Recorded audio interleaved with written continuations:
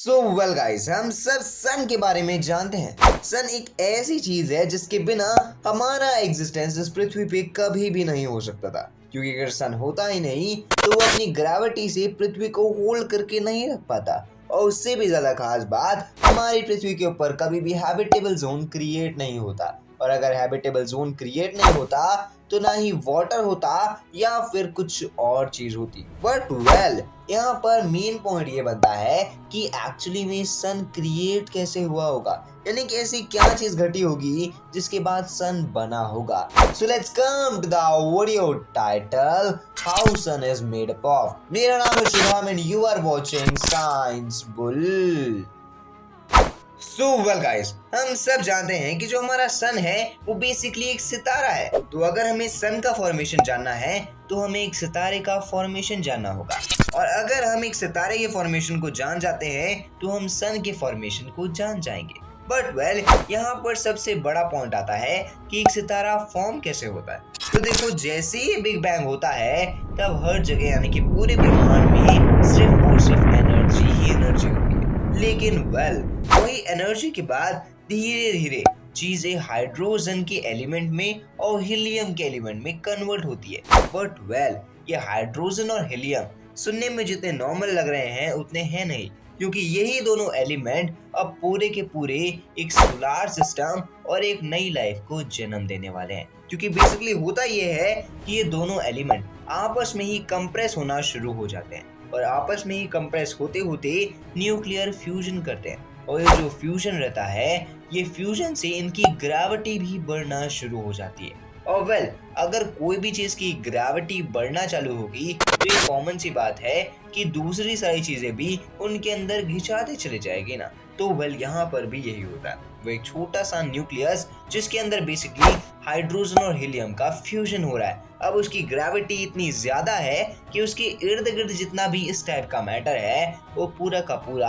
अब उसके अंदर आना शुरू हो रहा है। और जैसे जैसे धीरे धीरे वो उसके अंदर आते जा रहा है तो वहां पर का जो फ्यूजन है वो ग्रेविटी के मैटर की वजह से और भी ज्यादा कंप्रेस हो रहा है, जिसकी वजह से वो फ्यूजन और ज्यादा तेजी से बढ़ रहा है। यानी कि नॉर्मल सी बात है, वहां पर अब जितना ज्यादा मास आते जाएगा वो फ्यूजन उतना ही ज्यादा बढ़ते जाएगा। और वेल, वो फ्यूजन जितना ज्यादा बड़ा बनते जाएगा उतने ही ज्यादा चांसेस है कि वो स्टार बड़ा बनेगा। अब देखते ही देखते होता कुछ ऐसा है कि धीरे धीरे वहां पर जितना भी हाइड्रोजन और हीलियम रहता है वो पूरा का पूरा वो एक छोटे से डॉट जहां पर बेसिकली भी हाइड्रोजन और हीलियम का फ्यूजन हो रहा होता है वहां पर कंप्रेस हो जाता है। और वेल, ये कंप्रेशन के बाद धीरे धीरे उसकी ग्रेविटी बढ़ना शुरू होती है और फिर इर्द गिर्द का जितना भी मैटर है वो पूरा का पूरा वहां आता है और वो फॉर्म लेता है एक प्लैनेट के जैसा। बट वेल, देखते ही देखते वो प्लैनेट के अंदर जैसे जैसे मास आते जाता है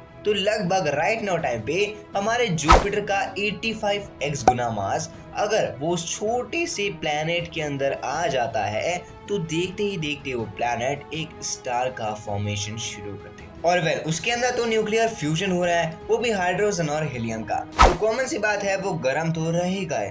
बट वेल, देखते ही देखते वो धीरे धीरे इतना ज्यादा हॉट होता है कि वो हाइड्रोजन और हीलियम का एलिमेंट का जो फ्यूजन हो रहा होता है वो फ्यूजन के कारण वो एक्चुअली में पूरा का पूरा फायर बॉल बन जाता है। बट वेल, उससे भी ज्यादा इंटरेस्टिंग चीज ये होती है कि ये फायर बॉल की ग्रेविटी इतनी ज्यादा होती है कि अपनी ग्रेविटी की वजह से कई सारी चीजों को इन्फ्लुएंस करता है। और वेल, ये इन्फ्लुएंस करने के कारण वो अपने इर्द गिर्द मैटर को भी घुमाना शुरू कर देता है और ये जो मैटर रहते हैं ये आपस में ही कोलाइड कर जाते हैं। और जैसे ही आपस में कोलाइड करते हैं तो ये धीरे धीरे आपस में एक दूसरे से चिपकना चालू हो जाते हैं। क्योंकि नॉर्मल सी बात है, जो हमारा ब्रह्मांड है, जो हमारा स्पेस है, वहां पर कोई भी ऑक्सीजन के एलिमेंट नहीं है। जैसे कि अगर हम यहाँ पर कोई भी दो चीजों को चिपकाते हैं आपस में तो उसके बीच में एक लेयर क्रिएट हो जाती है जो बेसिकली कोई और मॉलिक्यूल्स की होती है। लेकिन वहां पर यानी कि स्पेस में ऐसी कुछ भी चीज नहीं होती। अगर वहां पर एक बार कोई चीज जुड़ गई